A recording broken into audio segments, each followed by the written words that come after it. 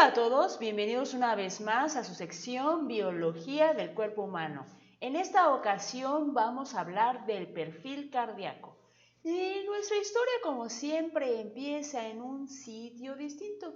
Resulta que empieza con el oxígeno que respiramos. ¿Para qué respiramos oxígeno? Bueno, pues para que todos nuestros órganos puedan sintetizar la energía y trabajar. Y efectivamente el corazón también necesita de ese oxígeno. Ese oxígeno le llegará a través de las arterias coronarias, que son estas que están rodeando el corazón.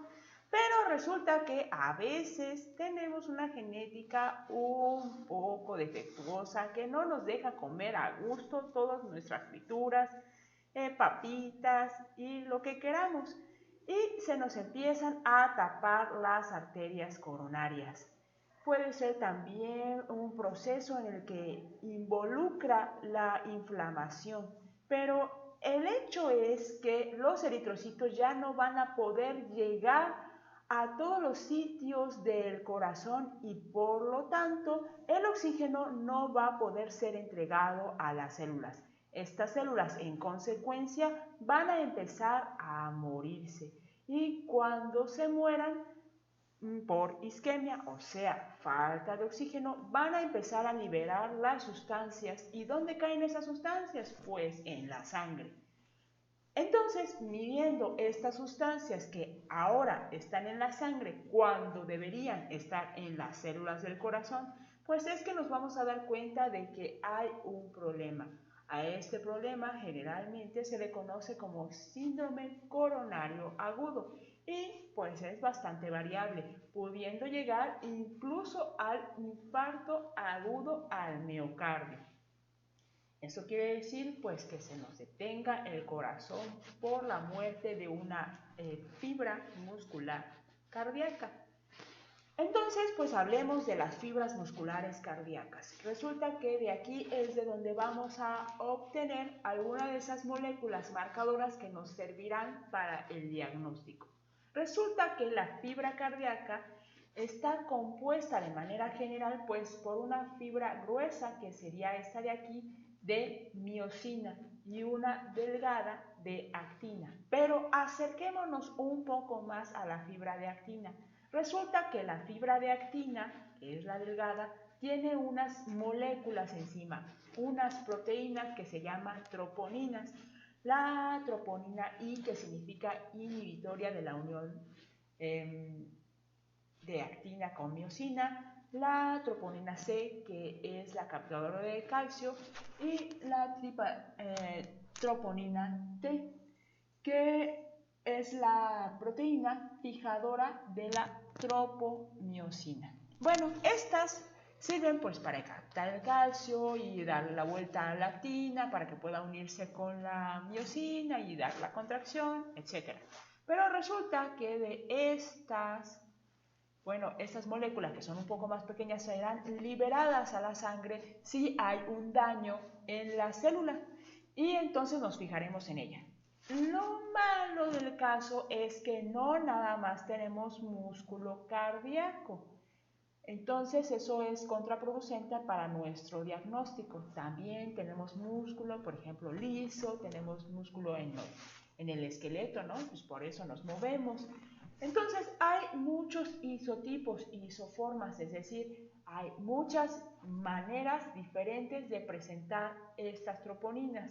Y las formas están pues en los diferentes tejidos, pero a veces se comparte, digamos, una misma isoforma, una misma forma de la proteína, está tanto en el corazón como en el músculo esquelético y entonces eso no nos sirve muy bien porque ¿cómo vamos a diferenciar si es que estamos viendo la troponina en la sangre porque se está desgastando el músculo o porque el daño está en el corazón? Entonces, de todas estas variantes, tenemos una que es la que prioritariamente utilizamos en el diagnóstico, que es la troponina T, es decir, esa que es fijadora de tropomiosina, pero cardíaca. Entonces tenemos una que es exclusivamente del corazón y es en esta, la troponina T cardíaca, la que vamos a buscar al momento de hacer el diagnóstico. Otra de las que podemos buscar es la inhibitoria. Sin embargo, esta sufre algunas degradaciones, es decir, se descompone en el camino. Entonces es más difícil de detectar, por lo que nos fijaremos principalmente en esta de acá. Ahora, no es la única molécula en la que nos podemos fijar, pero para eso tenemos que seguir explorando la contracción muscular. Resulta que cuando el músculo, ya sea cardíaco, esquelético, etcétera, se contrae, pues resulta que necesita ATP, que si ustedes tienen una ligera idea, esto tiene 3 fosfatos. Pues, ¿de dónde se sacan los fosfatos? Resulta que el músculo, ya sea cardíaco, esquelético, etcétera, tiene una molécula que se llama creatina, esta molécula sencilla de aquí. Y esta molécula eventualmente se fosforila, es decir, se le pega un fosfato. Pero las cosas no pasan por magia en nuestro cuerpo, sino que lo realiza, lo lleva a cabo una enzima, que es esta de acá, que se llama creatina quinasa. Lo de quinasa significa que pega fosfatos. La terminación asa es por lo de enzimas, porque ustedes están estudiando bioquímica o algo así, donde tengan que ser rigurosos, sepan de dónde viene el nombre.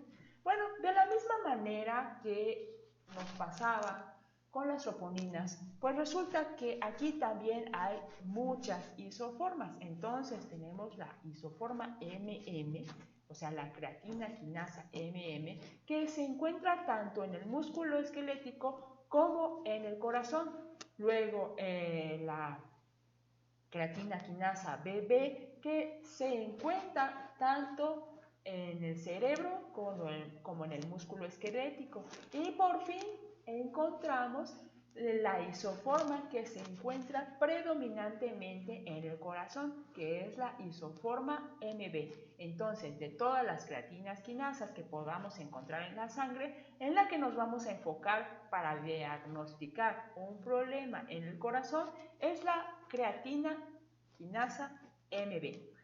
Muy bien, bueno, pues entonces esta la detectamos y si se eleva, eso significará pues que hay un daño, tal vez un síndrome coronario agudo, pero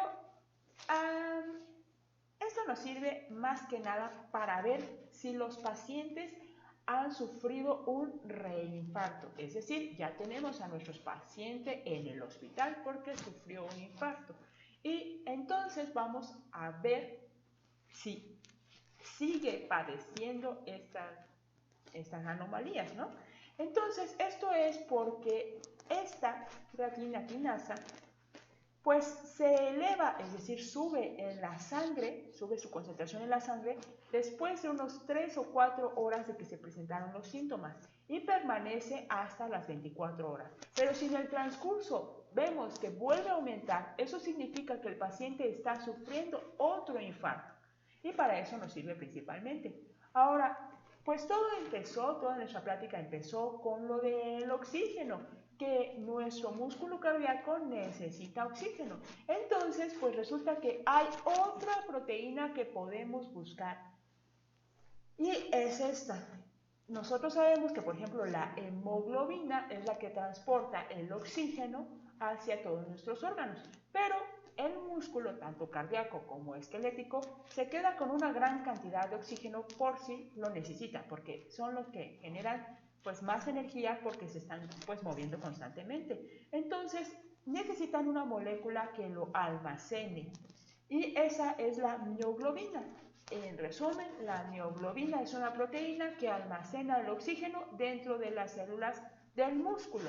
Entonces, si el músculo cardíaco se empieza a degradar, es decir, las células empiezan a morir, pues esta es otra de las moléculas que vamos a encontrar por fuera, es decir, que ahora la vamos a encontrar elevada en la sangre.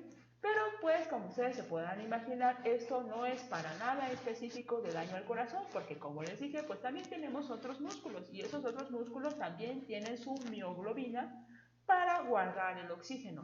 Aquí lo importante está en que esta mioglobina, en el caso de un infarto, se elevará muy temprano, como a las 2 o 3 horas de los síntomas, que son pues la angina de pecho, perdón, como por ejemplo, o sea, lo que interpretamos como dolor agudo en el pecho.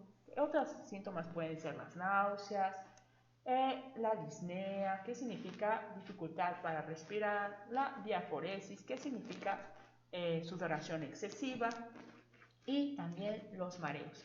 Bueno, pues son en estas tres moléculas en donde se concentra nuestro interés al momento de hacer un perfil cardíaco. Si ustedes tienen cualquier duda, me la pueden dejar en los comentarios y nos vemos en la próxima. Chao.